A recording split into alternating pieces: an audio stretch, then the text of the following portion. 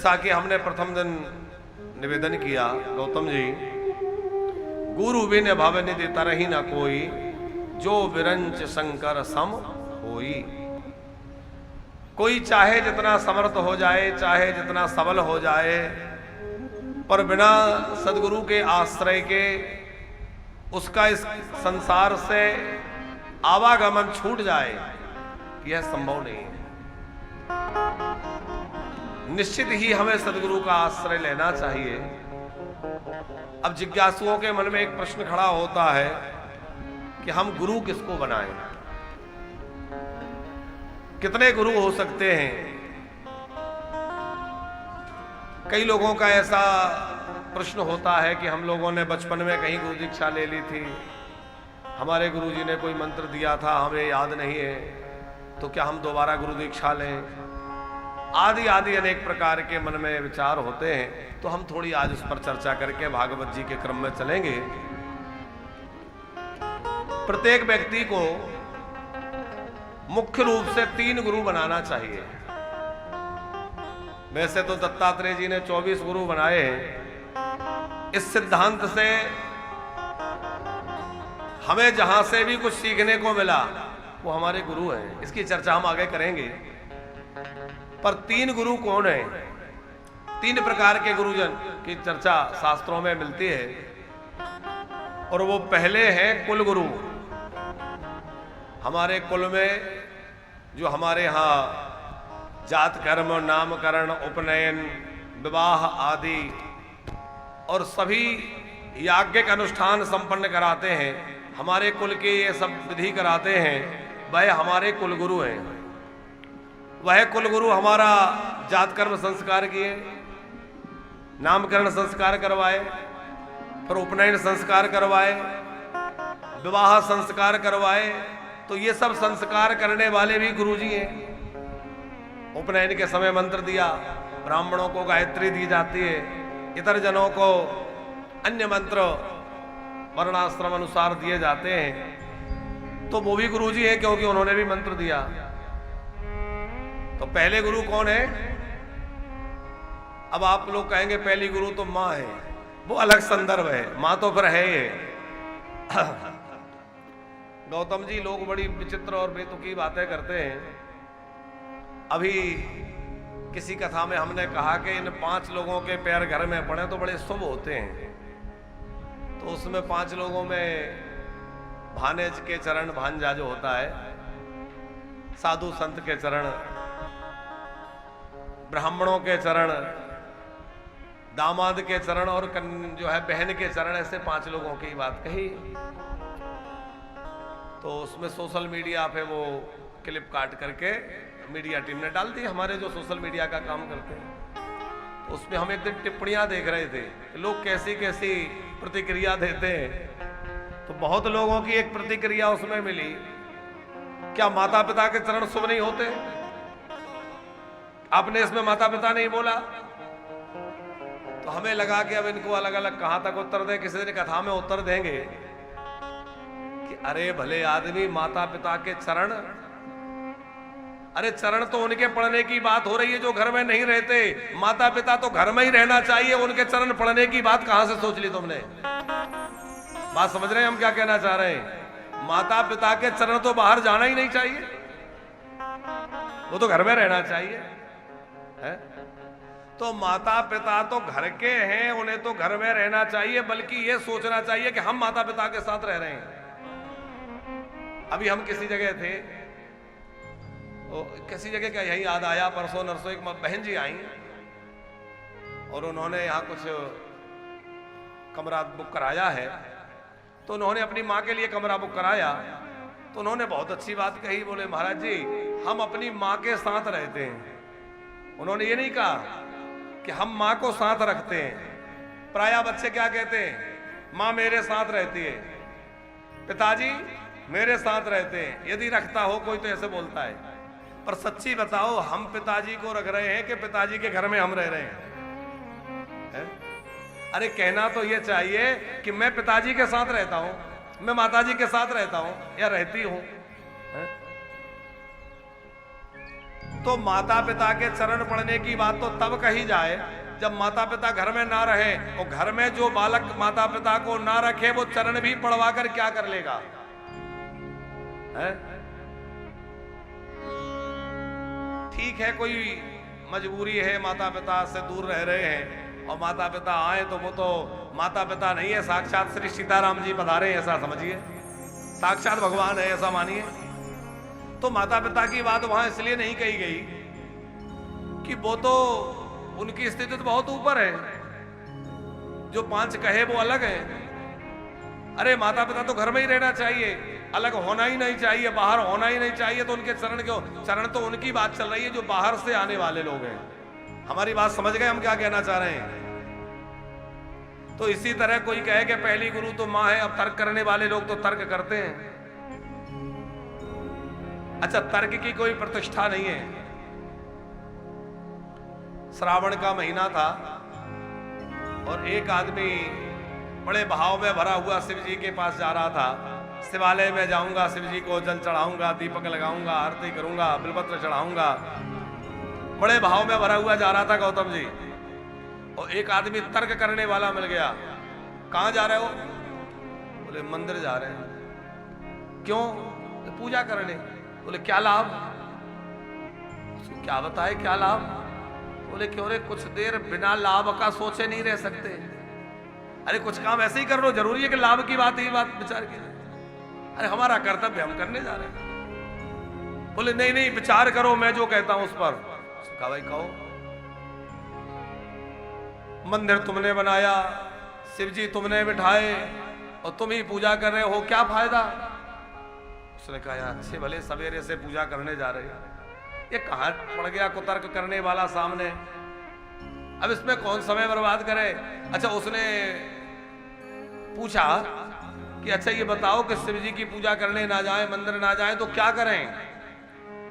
तो उसकी थाली में जो दीपक जल रहा था उसको देख के वो कुतर्क करने वाला बोला कि विचार करो ये दीपक में ज्योति कहां से आई, ये ज्योत कहां से आई दीपक, इसके विचार करो। अब उसने सोचा कि मैं कहूंगा माचिस की तीली से आई, तो फिर ये पूछेगा वहां कहां से आई, तो वहां कहां से आई, बहुत समय खराब होगा, मेरा पूजा का समय है। तो उसने क्या किया कि फूंक मार करके दीपक बुझा दिया। पूजा करने जो जा रहा था उसने फूंक मारा, दीपक बुझ गया। अब कुतर्क करने वाला बोला क्यों दीपक क्यों बुझा दिया? बोले इसलिए बुझा दिया कि अब आप बताओ कि ये दीपक की ज्योति कहां चली गई,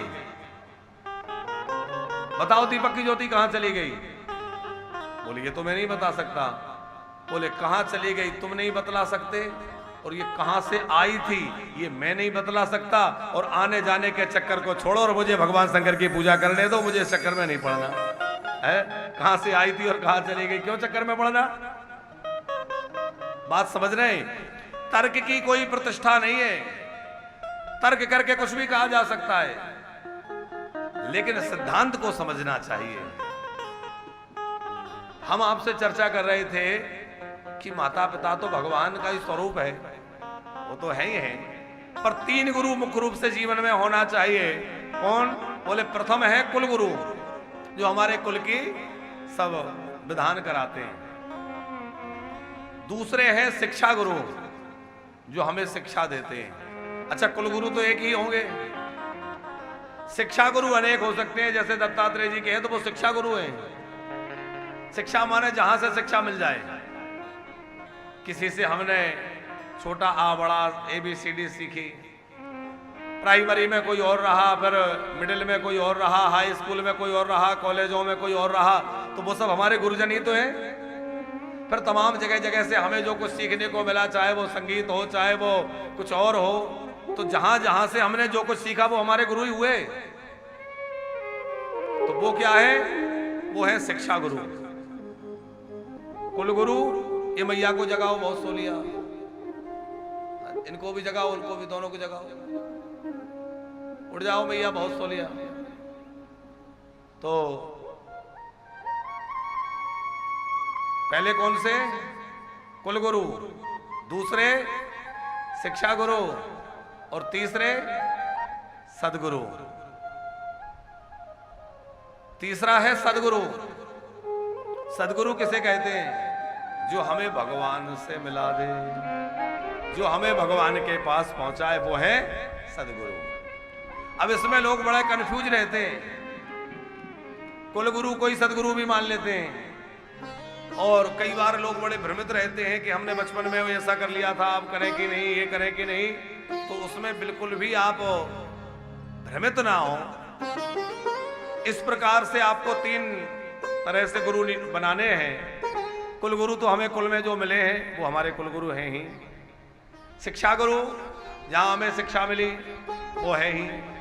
अब तीसरे होते हैं सदगुरु, किसी महापुरुष की शरण में जाकर के और ऐसे महापुरुष का आश्रय लें, ऐसे महापुरुष के चरण पकड़ लें जिससे हमें इस भवसागर से पार लगा दे, जो हमें गोविंद से मिला दे, राधा रमण से मिला दे।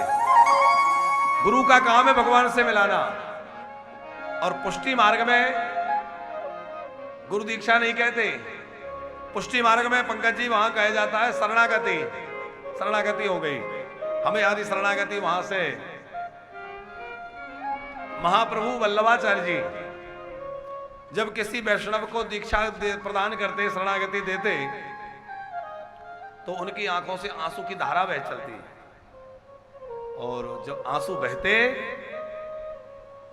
तो लोग देख के आश्चर्य करते, भाई क्या बात है, ऐसा क्यों होता है। किसी वैष्णव ने एक बार पूछा, गुरुजी क्या बात है, जब भी आप किसी को मंत्र प्रदान करते हैं आपकी आंखों से आंसू धारा बहती, क्या बात है। तब महाप्रभु जी ने कहा कि मैं श्री प्रिया प्रियतम से प्रार्थना करता हूं कि हे युगल सरकार, हे मेरे ठाकुर जी, कृपा करके इस जीव को अपना लेना।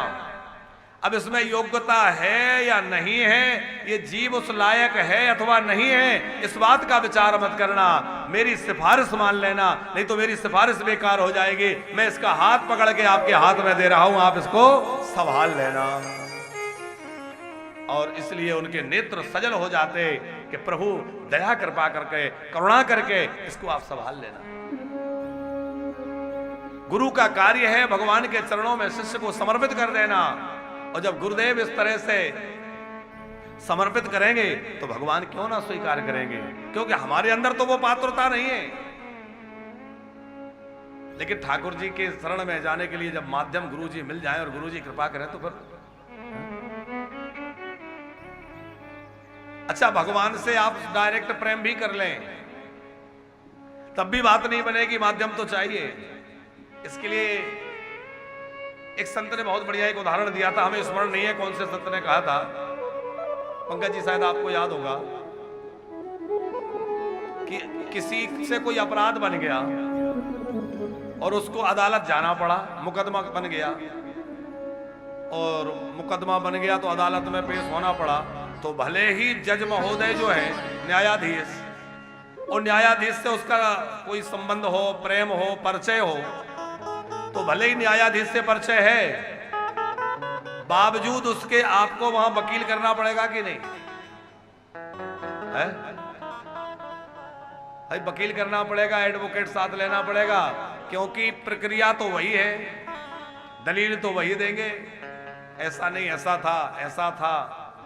तो भले ही न्यायाधीश से आपका परिचय ही क्यों ना हो, फिर भी बिना वकील के काम नहीं चलेगा। ऐसे ही साक्षात ठाकुर जी से आपका सीधा संबंध ही क्यों ना हो, लेकिन फिर भी गुरु जो है भैया वो माध्यम बन के वही आपको वहां पहुंचाएंगे, है?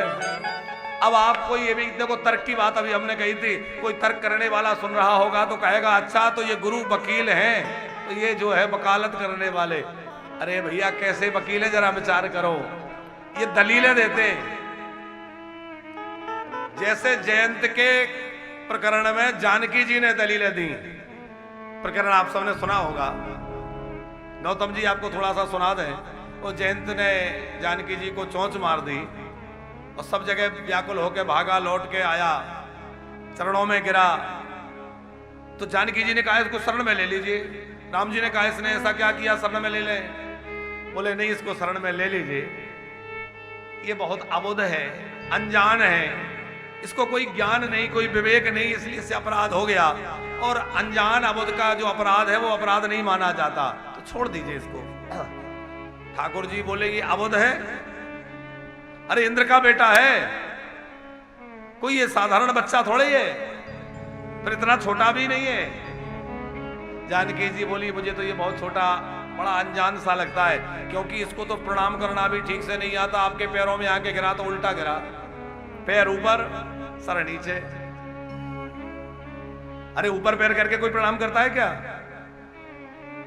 तो बेचारे को प्रणाम करना भी नहीं आता, बच्चों की तरह लोटपोट हो रहा है, और आप इसको मारने पर तुले हैं। क्या इसी में आपकी वीरता है? राम जी ने कहा वो तो ठीक है, पर तुम कहती हो उसकी शरणागति हो गई, तो शरणागति तो कोई गुरु कराता है, कोई संत कराता है। किस संत के माध्यम से शरणागति हो गई? बोले देखो ये अपने आप नहीं आया, श्री नारद जी ने कृपा करके इसको भेजा है। नारद देखा हो कल जयंता,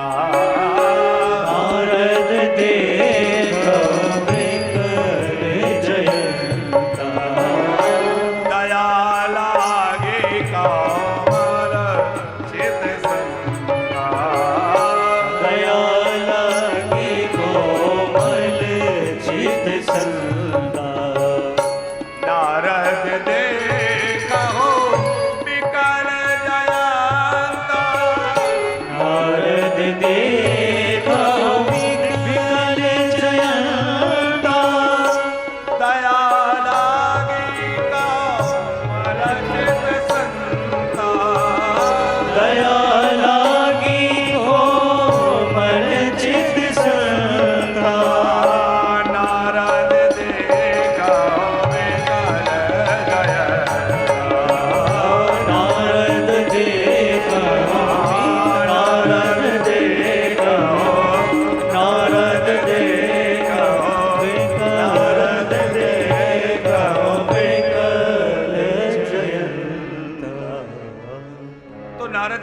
करके भेजा है, ये ऐसे ही नहीं आ गया।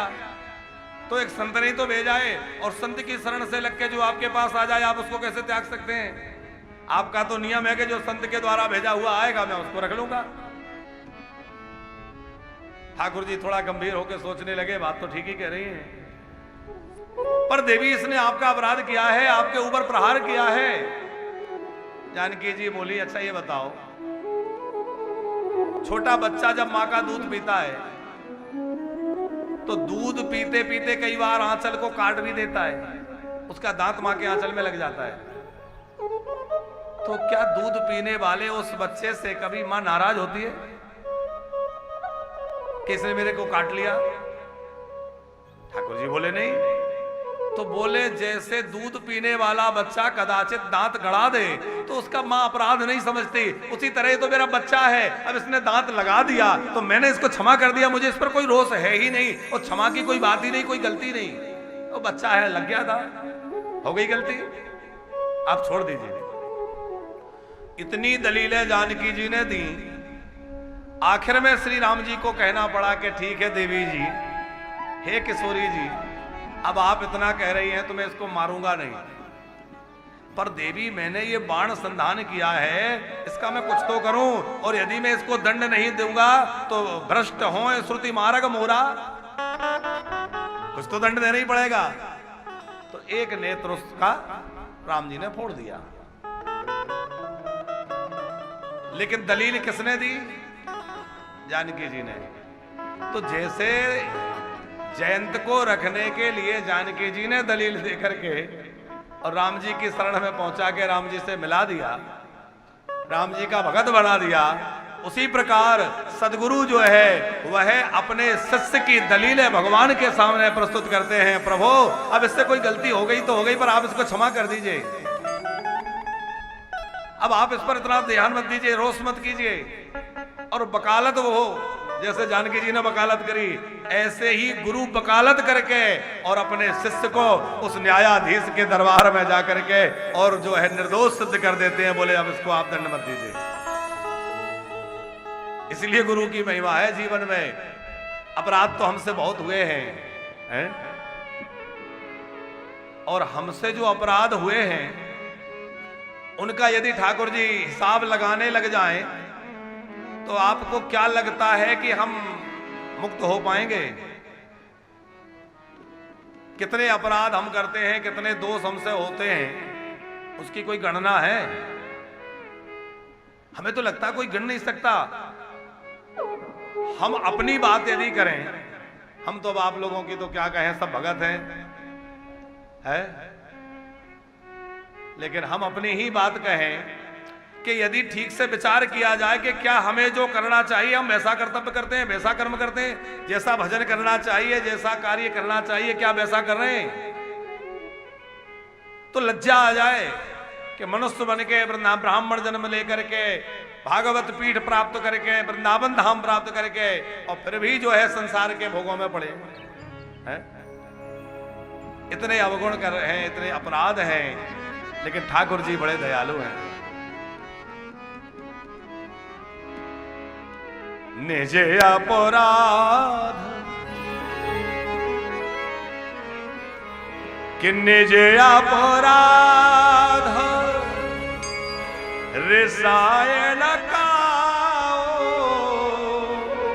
निज अपराध रिसायन काहो,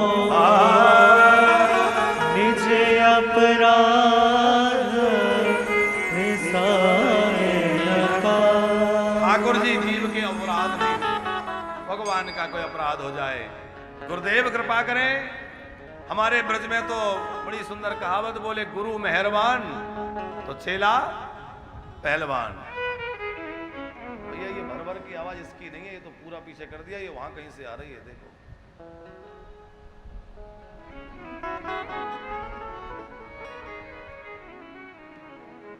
सब बंद है।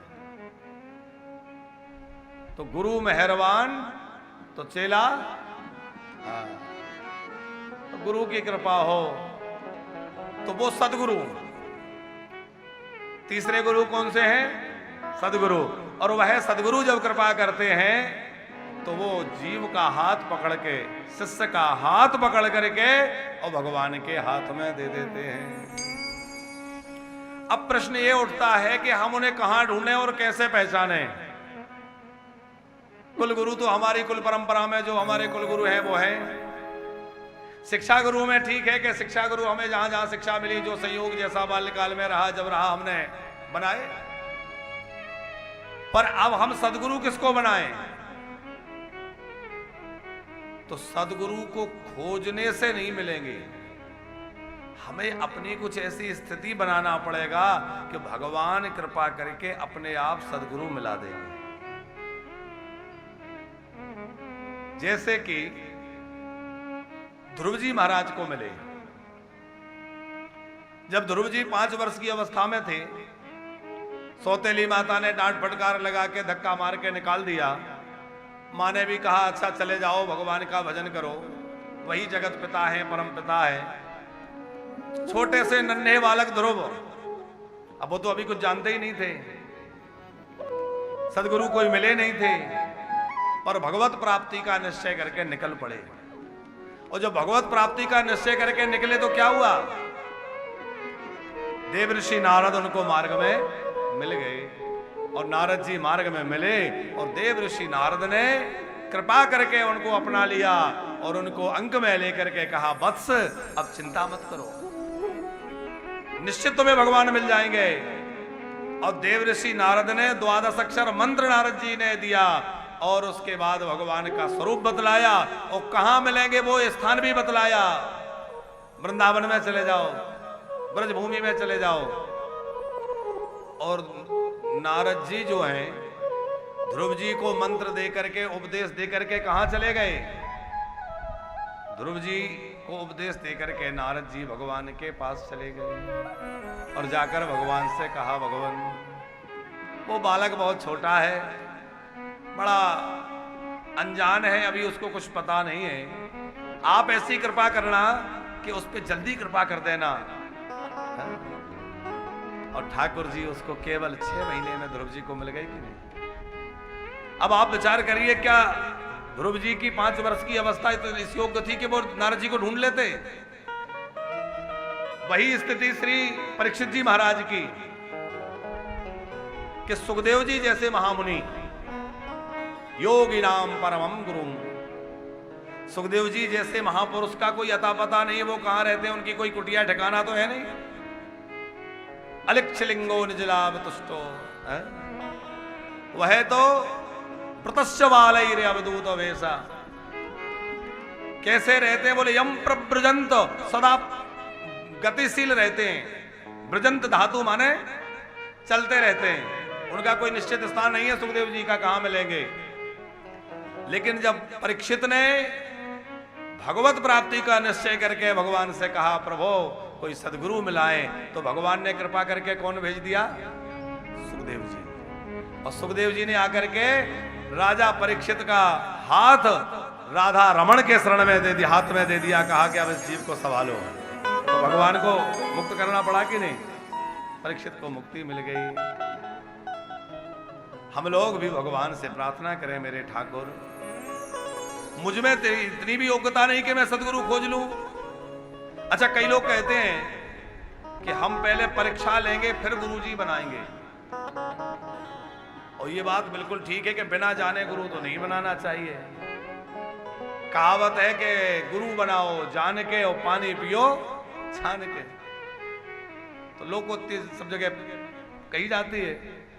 तो जान के बनाए ये तो बहुत आवश्यक है। कल हमने कहा था कि ऐसा नहीं कि बिना परंपरा का कहीं कोई चमत्कार देखा और कहीं ज्यादा चमक धमक देखी वहीं हम। अब आजकल स्थिति क्या है गौतम जी, 2 4 10 आश्रम हो, 10 20 गाड़ियों का काफिला हो, 10 5 50 जो है सिक्योरिटी में लोग हों, बढ़िया सुरक्षा हो, और थोड़ा चेलाओं का हुजूम साथ आगे पीछे लगा हो, तो ये गुरुजी सबसे बढ़िया। और फिर देखते ही देखते जनाब खुदा बन जाते हैं। फिर गुरु क्या वो तो फिर। लेकिन शिष्य का कल्याण किसमें है, ये शिष्य को विचार करना है कि हम जिनको गुरु रूप में वर्ण कर रहे हैं, क्या वह किसी परंपरा से हैं? ये बात कल हमने कही थी। अच्छा, इसमें एक बात और हम आपसे कहें, अब काफिले की बात आई है तो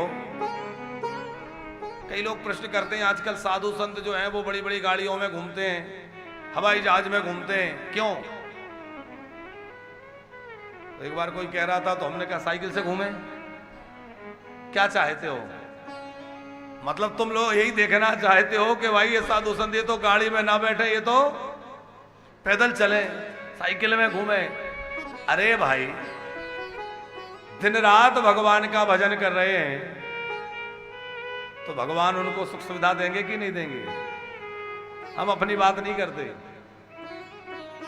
जिनकी चर्चा लोग करते हैं, जो ठाकुर जी के भजन में लगे हैं, समाज की सेवा में लगे हैं। अब एक बात विचार करिए कि आज संचार के तमाम माध्यम हैं, आवागमन के तमाम माध्यम हैं, और उन माध्यमों का वह उपयोग ना करें तो कम लोगों का कल्याण कर पाएंगे, और उन माध्यमों का उपयोग करें तो ज्यादा लोगों का कल्याण कर पाएंगे। है? मान लीजिए हम कहें कि हम तो भाई टीवी में कथा नहीं करेंगे, मोबाइल के सामने नहीं, कैमरा हमारे सामने नहीं होगा, तो कितने लोग कथा सुनेंगे? जितने सामने बैठे। लाउड स्पीकर में 10-5 सुन ले, 20 कोई सुन ले, और लाइव टेलीकास्ट चल रहा है तो कितने सुन रहे हैं? अनगिनत लोग सुन रहे हैं। भारत में सुन रहे हैं, भारत के बाहर भी लोग विदेशों में बैठ के सुन रहे हैं। तो उससे लाभ हुआ कि हानि हुई? लाभ हुआ कि नहीं? जो नहीं भी आ पा रहा है वो वहां बैठ के सत्संग का लाभ ले रहा है। अब मान लीजिए कल यहां से कथा विश्राम करके किसी भी संत को हैदराबाद में कथा होनी है, मुंबई में कथा होनी है, अब वहां जाना है, अब वो पैदल पैदल जाए, साइकिल से जाए, कब तक पहुंचेंगे? कार से जाए, कब तक पहुंचेंगे? है? और हवाई जहाज में बैठ के चले जाएं और वहां कथा करें, वहां के लोगों को भगवान से जोड़ें, वहां भक्ति का प्रचार करें, वहां सनातन का प्रचार करें। जैसे अभी हमारे बागेश्वर धाम वाले हवाई जहाज में बैठ के उड़ गए, तो वो कहां गए थे? अमेरिका। कहां गए थे? ऑस्ट्रेलिया। ऑस्ट्रेलिया में जाके भारत का परचम लहरा रहे थे सनातन का, और वहां से फिर अंबानी जी के विवाह शादी समारोह में आ गए, लौट के फिर चले गए। तो तमाम जगह जगह जो है भ्रमण कर। तो इससे क्या हो रहा है, ये नहीं कि कोई वो सुविधाओं का आनंद ले रहे हैं, बल्कि हमारे सनातन के प्रचार के लिए सतत प्रयत्नशील होकर के ज्यादा से ज्यादा लोगों के बीच में जाकर के सनातन का जो है परचम लहरा रहे हैं और ज्यादा से ज्यादा हमारे हिंदुत्व की बात हो रही है। तो साधु संतों के पास भी यदि साधन है तो उनका सदुपयोग ही तो हो रहा है। हाँ, यदि कोई दुरुपयोग करता है, कोई गलत तरीके से प्रयोग कर रहा है तो फिर विचारणीय बात। तो बात ये चल रही थी कि गुरुजी किसको बनावे, परंपरा से जो प्राप्त हैं और जो किसी संप्रदाय से हैं, परंपरा से हैं, वैदिक मार्ग का पालन करने वाले हैं, ऐसे महापुरुष को हम गुरु बनाएं और एक बार जिनको बना लिया उनको जीवन पर्यंत निभाएं। बार बार बदलने की आवश्यकता नहीं है। प्रार्थना करें, प्रभु मेरे जीवन में तो बहुत अपराध हैं, मुझसे बहुत अपराध हुए हैं। आहा, यदि मेरे अपराध और अवगुणों को देखोगे तो मेरा उद्धार नहीं होगा। इसलिए मेरे अवगुणों की ओर ना देखें, मेरे जीवन में कोई ऐसे सदगुरु मिल जाएं जो मेरे बाह पकड़ के मुझे ठाकुर जी से मिला दें कि अगर नाथ देखोगे अवगुण हमारे, अगर नाथ देखोगे अवगुण हमारे,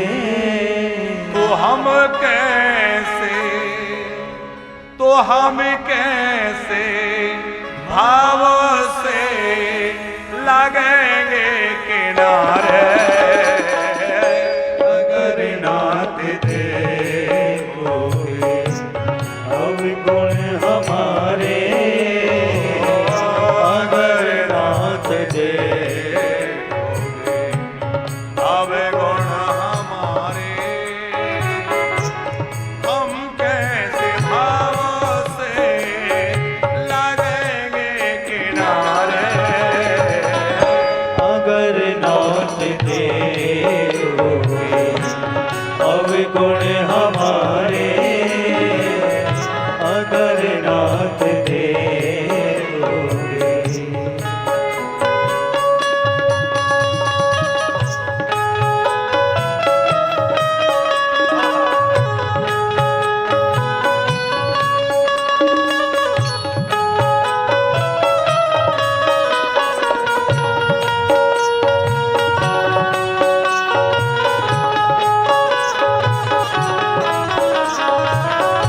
हमारे लिए क्यों देरी किए हो, हमारे लिए क्यों देर किए हो, हमारे लिए क्यों देरी किए हो, हमारे लिए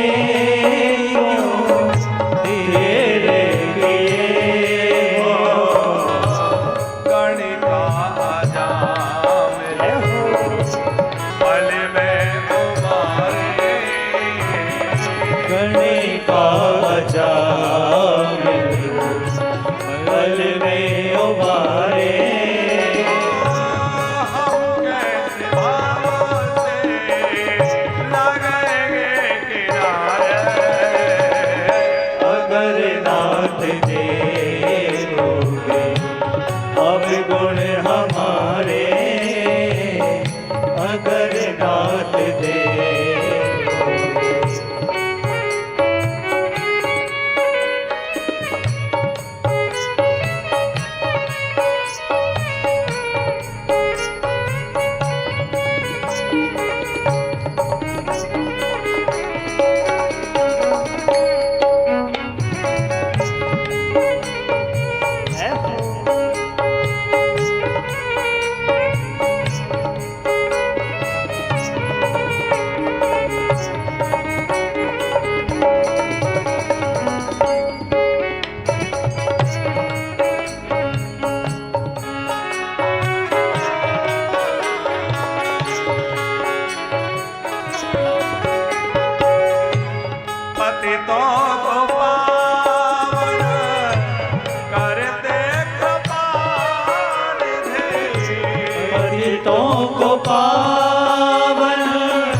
करते कृपा निधि पतितों को पावन करते कृपा निधि पतितों को पावन करते कृपा निधि पतितों को पावन करते कृपा निधि पतितों को पावन करते कृपा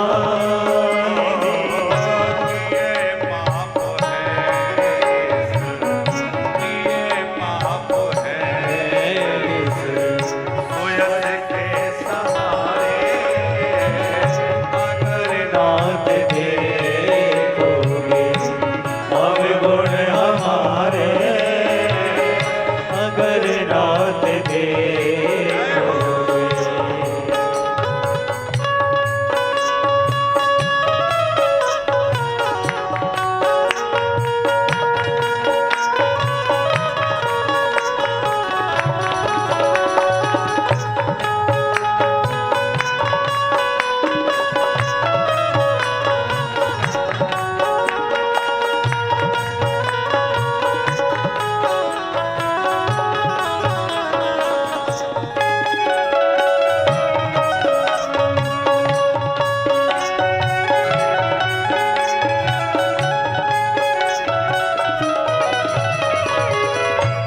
मानाया धाम अपावन कुटिल हो माना पावन कुटिल माना धाम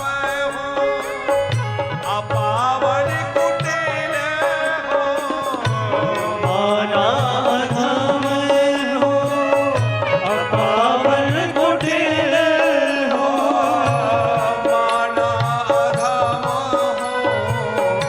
अपावन कुटिल हो माना धाम हो अपावन कुटिल हो सब कुछ है लेकिन सब कुछ है लेकिन तुम्हारे सहारे सब कुछ है लेकिन तुम्हारे सहारे अगर देखोगे अवगुण हमारे अगर रात देखोगे अवगुण हमारे हम कैसे लगेंगे किनारे अगर नाथ देखोगे अवगुण हमारे अगर नाथ देखोगे अगर नाथ देखोगे अगर नाथ देखोगे कि पतितों को पावन करते कृपा निधि पतितों को पावन कर दे कृपा निधि किए पाप हैं इस सोयस के सहारे ये पाप है इस सुयस के सहारे अगर नाथ अवगुण हमारे अगर नाथ दे हमारे अवगुणों को यदि ठाकुर जी देखते रहे तो हमारा किसी काल में उद्धार संभव नहीं है। लेकिन ये तो ठाकुर जी की कृपा करुणा है और गुरुदेव की कृपा करुणा है कि गुरुदेव सिफारिश कर देते हैं, वकालत कर देते हैं, बोले अरे अब जाने दो, जो हो गया सो हो गया, इससे अनजाने में हो गया, अब इस पर आप जो है इसके कर्मों का हिसाब करते रहेंगे तो हिसाब पूरा कभी होगा नहीं। अच्छा गौतम जी, अभी हमने जो कर्म किए इनका फल भोगने आगे आए तो फिर कोई नया कर्म होगा, फिर जो नया कर्म होगा उसको भोगने आए, फिर नया कर्म होगा, तो ये कर्म तो चक्र कभी समाप्त नहीं होगा। अब हमने जो 3 गुरुओं की बात कही, हो सकता है किसी को इसमें संदेह हो, तो हम इसका एक प्रमाण आपको दें। प्रभु श्री राम जी के 3 गुरु जी कौन कौन से हैं? पंकज जी, कुलगुरु हैं श्री वशिष्ठ जी महाराज, जो इनके सूर्यवंश के आदि पुरुष से लेकर के पूरे सूर्यवंश के साक्षी रहे हैं और सूर्यवंश के सबके गुरु रहे हैं श्री वशिष्ठ जी महाराज। ये इनके कुल पुरोहित हैं, कुल गुरु हैं। शिक्षा भी दी है इन्होंने। गुरु रह गए पढ़न रघुराई, अल्पकाल विद्या सब आई। लेकिन शिक्षा गुरु राम जी के देखे जाएं तो वो है श्री विश्वामित्र जी। किताब ऋषि निज नाथ ही जिय चीना और विद्या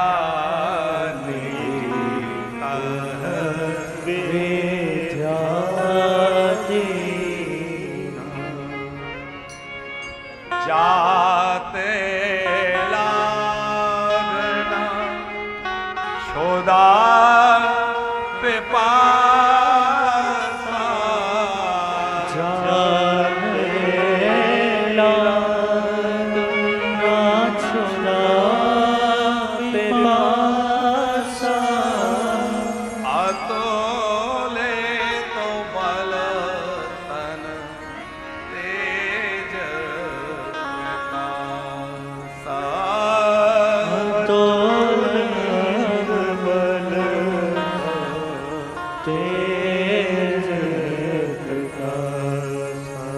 विश्वामित्र जी ने अनेक प्रकार की विद्याएं राम जी को दी, तो वह हो गए कौन? शिक्षा गुरु। राम जी के सदगुरु कौन है? श्री अगस्त जी महाराज। जब राम जी वन में गए, इसीलिए सुखदेव जी ने एक संकेत दिया है पंकज जी, गुरुवर थे त्यक्त राज्य। अपने गुरु जी के लिए राज्य छोड़ करके राम जी गए। तो कौन से गुरु जी के लिए? एक बोले वशिष्ठ जी के लिए गए। वशिष्ठ जी के लिए क्यों गए? बोले इसलिए कि वशिष्ठ जी चाहते थे कि पृथ्वी पर असुर शक्ति समाप्त हो जाए। तो दूसरे संत बोले नहीं नहीं, इन गुरु जी के लिए नहीं, गुरुवर थे माने जो है विश्वामित्र जो उनके गुरु हैं, वो जब यज्ञ करते थे तो ऋषि मुनि उन्हें सताते थे। बोले उनके जो राक्षस उन्हें सताते थे ऋषि मुनियों के यज्ञों को, तो राक्षस उन्हें सताते थे, तो उन राक्षसों का समाधान तो राम जी कर चुके, उन गुरु जी के लिए भी नहीं गए। तो गुरुवर थे त्यक्त राज्य। बोले एक और गुरु जी वन में है जिनसे सदगुरु का दीक्षा ग्रहण करनी है, वो है श्री अगस्त जी। उनके लिए राज्य छोड़ करके राम जी वन में चले गए।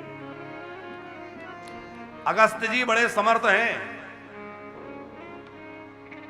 आपने सुना होगा अगस्त जी ने एक चुल्लू में सागर को पी लिया था, बड़ी प्रसिद्ध कथा है। और एक कथा आपको सुनाए अगस्त जी की, आतापी और बातापी, सुनी होगी कथा गौतम जी। 2 राक्षस थे, बड़े बलवान तो थे ही और बहुत ज्यादा कपट करने वाले थे। राक्षसों के पास बल से ज्यादा माया होती है, कपट होता है। वो दोनों भाई माया से साधुओं का भेष बना लेते। एक भाई साधु बन जाता और तमाम साधुओं के यहाँ निमंत्रण दे आता, भैया हमारे यहाँ भोजन करने पधारिए, भंडारा होगा, आप प्रसाद पाइए, आइए। साधु संत सहजता में चले जाते। और वो आतापी क्या करता? आतापी का प्रसंग सुनाए पंकज जी। ओ क्या करता कि तमाम मांस आदि का भोजन बना के रख देता, और वो मांस कोई और का नहीं, उसी का भाई बातापी भोजन के रूप में माया से बन जाता। और वो साधु संत जब उसको पाते, अब उन्हें तो लगता कि लड्डू पेड़ा कचौड़ी है, ऐसा रूप बना लेते, पता नहीं चलता कि ये क्या है। वो बातापी ही माया से भोजन का रूप बना लेता। और जैसे साधु संत पाते, महात्माओं ने पा लिया। अब वो यजमान से कहे, वो साधु से कहे, भैया आप भी पाओ। बोले पाऊंगा, जरा बड़े भैया को बुला लूं। कहाँ है भैया, बुलाओ। तो वो आवाज लगावे, भैया बातापी आओ। तो वो महात्माओं का पेट फाड़ करके निकल आए और वो महात्माओं का वहीं पे प्राणांत हो जाए। अब बेचारे पेट फटेगा तो बचेंगे। तमाम साधु संतों को ये दोनों दुष्टों ने मिलकर इस तरह से मार डाला। लोगों ने अगस्त जी से कहा महाराज ऐसा ऐसा हो रहा है। तमाम साधु संत समाप्त हो गए। जिनको पता नहीं होता भोले भाले चले जाते हैं, इनके चंगुल में फंस जाते हैं। अगस्त जी ने कहा कि ध्यान रखो, अब जब भी बुलाने आए तो मुझे भेजो। बोले ठीक है। अगस्त जी चले गए और उसने उसी तरह से भोजन जमाया और जैसे ही भोजन जीमा, वो जानते थे क्या है। अब कहा भैया को बुलाओ। अब उसने खूब आवाज लगाई, भैया बातापी आओ, भैया बातापी आओ। और श्री अगस्त महाराज इतने तेजस्वी हैं कि उन्होंने अपने दिव्य जठराग्नि के द्वारा उस दुष्ट को अंदर ही जला करके भस्म कर दिया। समाप्त हो गया, निकल नहीं पाया। और जो बाहर था वो अपने भाई के वियोग में तड़प तड़प के वो भी वहीं प्राण त्याग दिया। दोनों मारे गए। ऐसे अगस्त ऋषि हैं, समुद्र को सोखने वाले। वन में इन्होंने प्रभु श्री राम को वैष्णव मंत्र देकर के सदगुरु दीक्षा दी है। और आदित्य हृदय स्तोत्र, पंकज जी, आदित्य हृदय स्तोत्र राम जी को दिया। किसने दिया? अगस्त ऋषि ने। रावण पर किस प्रकार विजय प्राप्त करें, किस प्रकार असुरों को समाप्त करें, यह विद्या किसने बताई? यद्यपि राम जी सर्वेश्वर हैं, फिर भी उन्होंने मानवता का आचरण किया है ना कि मनुष्य को क्या करना चाहिए। तो गुरु जी से पूछें। तो उन्होंने अगस्त ऋषि का आश्रय लिया और अगस्त ऋषि ने कहा कि इस प्रकार राक्षसों को मारो। तो जैसे अगस्त जी ने राम जी को कहा इस प्रकार राक्षसों को मारो, वैसे ही सदगुरु हमारे राक्षसों को, हमारे अंदर भी तो राक्षस बैठे हैं, काम क्रोध लोभ आदि राक्षस ही तो हैं। तो इन राक्षसों को मारने के लिए भी सदगुरु ही तो रास्ता दिखाएंगे कि ऐसे मारो है। इसलिए सदगुरु का आश्रय, सदगुरु का वर्ण किया गया। तो गुरु पूर्णिमा के उत्सव में हम लोग गुरु महिमा तो श्रवण कर ही रहे हैं। अब हम लोग कथा क्रम में चले, क्योंकि कथा नित्य प्रति बहुत विलंब हो जाता है। तो श्रीमद् भागवत के सप्ताह क्रम में हम लोग चलें और बीच बीच में जहां जैसा अवसर रहेगा फिर और गुरु चर्चा होती रहेगी। कल हमने कहां तक कथा सुन ली, किस किस को याद है? क्यों मैया, कल कहां तक कथा हो गई? जो मैया सो रही थी वही बताएंगी। हाँ याद है? नहीं पता? बोले महाराज जी कथा सुनने में तो बहुत सोहनी लागे, सुनने में बहुत अच्छी लगती है, पर याद कुछ नहीं रहता। अच्छा गौतम जी, एक मजे की बात आपसे कहे। कल कथा में क्या हुआ था पूछ लो तो लोगों को याद नहीं रहता। 50 साल पहले जीवन में क्या घटना घटी थी वो याद है। होती है कि नहीं? अरे भैया 50 वर्ष पहले एक बार ऐसा हुआ था, वहां हमारे यहाँ बाढ़ आई थी तो ऐसा हो गया था, हम अमुक के शादी में गए थे वहां ऐसा हुआ था। याद रहती है कि नहीं? संसार की बातें 50-60 वर्ष पुरानी भी हमें हूबहू याद है, भूले नहीं। और कथा की बातें कल की आज याद नहीं है, अरे कथा की बात शाम को याद नहीं है। अभी हम अपने बड़े प्रिय मित्र, हमारे बड़े सुहृदय श्री शिवम साधक जी की कथा में गए थे। आज उनका भी गुरु पूर्णिमा उत्सव चल रहा है।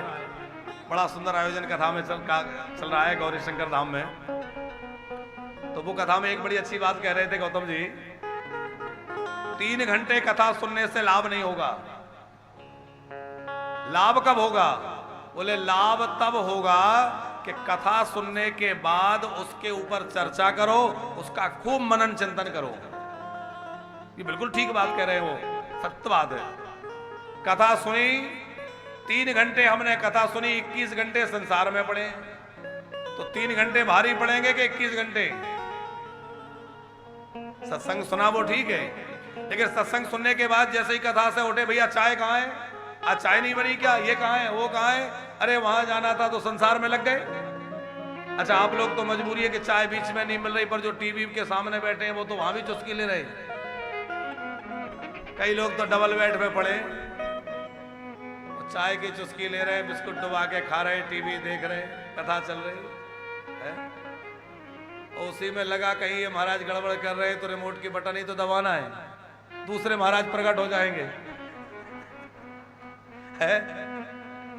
इसलिए भैया ध्यान रखना पड़ता है। अब आप लोगों की तो मजबूरी, जल्दी उठ नहीं सकते, वहां डबल बेड पे पड़े पड़े तो उनको बटन ही दबाना है। और ये महाराज ठीक नहीं बोले, हटाओ, और बटन दबाई, दूसरे महाराज आ गए, दूसरा चैनल लग गया। ये होता है कि नहीं? अच्छा सच्ची बता।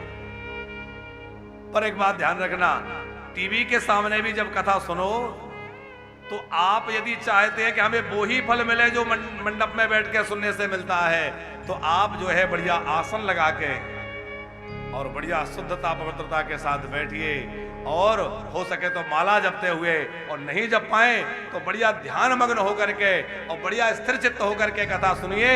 तो टीवी के सामने बैठ के कथा सुनने में भी वही फल मिलेगा जो आपको सामने बैठ के कथा सुनने में फल मिलता है। जो सामने बैठने से लाभ होता है वही लाभ होगा। और यहां बैठ के भी समाधि लगा लोगे तो फल नहीं मिलेगा है? तो खूब प्रेम पूर्वक आनंद लेंगे, लेकिन कथा का पूरा लाभ तभी मिलेगा। हमने कहा कि कथा सुनने के बाद प्रसंगों पे चर्चा करें कि आज कौन सी बात सुनी, आज कौन सी कथा सुनी, आज क्या बात नई मिली, उस पर बातचीत हो, आपस में चर्चा किया करो, थोड़ा सत्संग आपस में भी किया करो, थोड़ा कीर्तन किया करो और कथा का मनन किया करो। जब धुंधकारी को लेने के लिए विमान आ गया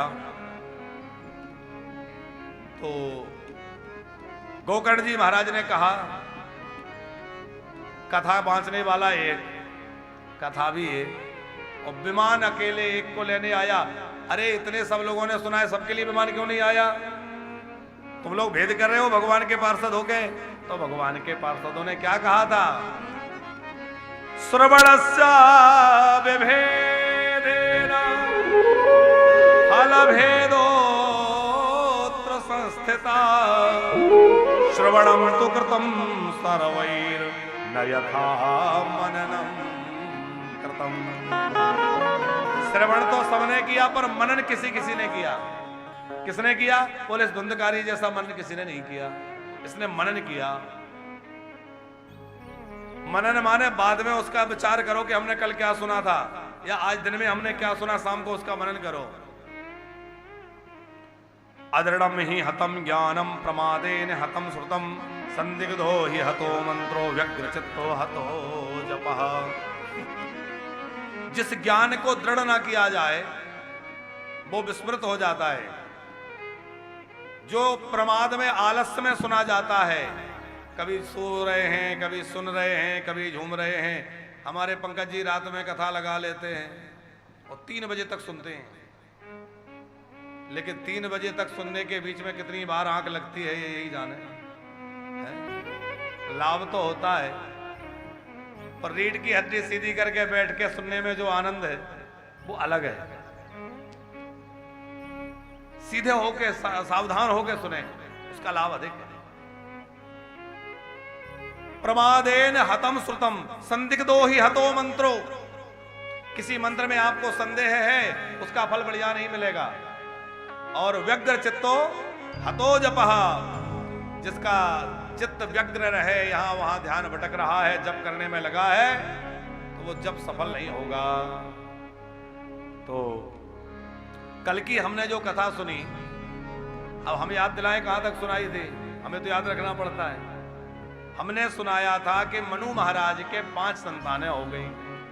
ब्रह्मा जी ने मनु जी को सृष्टि का विस्तार करने की आज्ञा प्रदान की, और उन्होंने उस आज्ञा का पालन करते हुए गृहस्थ धर्म स्वीकार किया। शत्रुपा जी साथ प्रकट हुई हैं, तो उनके दिव्य दाम्पत्य में 5 संतानें हुई, 3 बेटियां हुई और 2 बेटे हुए। आकुति, देवहूति, प्रसूति 3 बेटियां हैं, प्रियव्रत, उत्तानपाद 2 बेटे हैं। अब 5 संतानें होने के बाद उनको विचार आया कि भाई इनका विवाह किसके साथ करें, क्या करें। तो विचार करने लगे। तो पहले इन्होंने बीच वाली बेटी का विवाह भगवान की आज्ञा से किया। किसके साथ किया? कर्दम ऋषि के साथ। कर्दम का अर्थ होता है जिसने अपनी इंद्रियों का दमन कर लिया है। नाम से ही आप समझें, कर दम, जिसने अपनी इंद्रियों का दमन कर रखा है वो करदम है। और देवहूति का मतलब क्या है? जो देवताओं को आहूत कर ले, माने बुला ले, जिसका तप इतना प्रखर है अथवा जिसका सात्विकता इतनी अधिक है कि देवताओं को बुलाने में जो समर्थ है। नारियों में और कोई जप तप ना हो तो ना हो, लेकिन नारियों में उनके आचरण की पवित्रता, उनके सतत्व की पवित्रता, उस पर विशेष बल दिया गया है कि नारियों का सबसे बड़ा बल यदि कोई है तो नारियों का सबसे बड़ा बल है उनका पातिव्रत्य। यही है कि नहीं? अनुसुईया जी महान पतिव्रता हुई, उसी के प्रभाव से तो उन्होंने जो है तीनों देवताओं को छोटे छोटे बच्चे बना दिया। अनुसुईया जी इन्हीं की बेटी है कर देवहूति मैया की। तो यह देवहूति मैया जो है ये महान पतिव्रता हुई, और महान पतिव्रता हुई इसीलिए इनके यहां देवता इनके बुलाने से सहज आ जाते हैं, इसलिए इनका नाम है देवहूति। और देवता तो ठीक है, परमात्मा इनके बेटा बने। पहले 9 कन्याएं इनके यहां हुई, करदम ऋषि की पुत्रियां 9 हुई, और 9 कन्याएं जो है वो भी महान हैं। कला, अनुसुईया, अरुणधति, श्रद्धा, हविर्भू, गति, क्रिया, ख्याति और शांति, ये 9 बेटियां हैं। अरुणधति जो वशिष्ठ जी की पत्नी है, ये किसकी बेटी है? इन्हीं देवहूति मैया की। अच्छा, माँ का आचरण अच्छा हो। देखो, आप ये कहेंगे कि माताएं हमसे शिकायत कर सकती हैं कि आप बार बार महिलाओं पर ही बोलते हैं, पुरुषों के लिए कुछ नहीं कहते। अरे भैया, वो यदि थोड़ा बहुत गड़बड़ भी हो जाए ना तो उनके ऊपर उतनी जिम्मेवारी नहीं है जितनी जिम्मेवारी माताओं पर है। यद्यपि पुरुषों के लिए स्वेच्छाचारिता का कहीं कोई स्थान नहीं है, ऐसा इसका मतलब बिल्कुल नहीं है कि पुरुष स्वेच्छाचारी हो जाए या पुरुष मनमर्जी का मालिक है, जो करे करे ना, उसके लिए तो बहुत अपराध लगेगा। अरे शास्त्र तो कहता है यदि पत्नी से कोई अपराध हो जाए तो उसका भी 50% पति को भोगना पड़ेगा है? तो फिर पति जो कर रहा हो तो उसको भोगना ही भोगना है। लेकिन माताओं के लिए हम इसलिए अधिक बात कहते हैं कि गृहस्थी की सारी जिम्मेवारी किसके ऊपर टिकी है? माताओं पर। बच्चों को संस्कार देना, बच्चों को शिक्षा देना, बच्चों को ठीक रास्ते पे लगाना, अतिथि की सेवा करना, देवताओं की सेवा करना, परिवार का पोषण करना, बच्चों का टिफिन बनाना, पतिदेव के लिए लंच तैयार करना, ये सब कौन कर रहा है? गृहिणियां कर रही हैं। तो गृहिणी के ऊपर जिम्मेवारी बहुत है, और जिसके ऊपर ज्यादा जिम्मेवारी होगी उसको ज्यादा सावधान रहने की आवश्यकता है। माताओं का आचरण पवित्र होगा तो भैया निश्चित ही दिव्य संतान घर में होगी, उनकी संतति निश्चित ही दिव्य होगी। इनकी जो 9 बेटियां हुई वो 9 महर्षियों के साथ ब्याही गईं, और फिर इनके एक पुत्र का जन्म हुआ। तो पुत्र के रूप में कौन आए? साक्षात ठाकुर जी, परमात्मा भगवान का यहाँ कपिल अवतार हुआ है। बोलिए कपिल नारायण भगवान की जय। भगवान का कपिल अवतार हुआ। कपिल नारायण भगवान जो है उनकी देवताओं ने आकर स्तुति की। करदम जी, देवहूति जी समझ गए कि हमारे पुत्र के रूप में परमात्मा आए हैं। और फिर सब देवता स्तुति कर करके चले गए। जो महात्मा आए थे वो भी विदा हो गए, बेटियां भी विवाह के बाद विदा हो गईं। करदम जी के मन में विचार आया कि घर में रहते रहते गृहस्थ धर्म में मुझे बहुत समय हो गया, अब मैं गृहस्थ धर्म त्याग करके सन्यास का आश्रय ले लूं, क्योंकि यह शास्त्र का सिद्धांत है कि एक समय के बाद घर में चाहे जितनी अनुकूलता रहे, घर का त्याग कर देना चाहिए। क्योंकि हमारे ऋषियों ने मनुष्य की जीवन अवधि को 4 हिस्सों में बांटा है। कौन कौन सी है? सब लोग जानते हैं। ब्रह्मचर्य, गृहस्थ, वानप्रस्थ संन्यास। पहला चरण जो है वो है विद्या प्राप्ति के लिए, उसमें खूब ज्ञान अर्जन करें।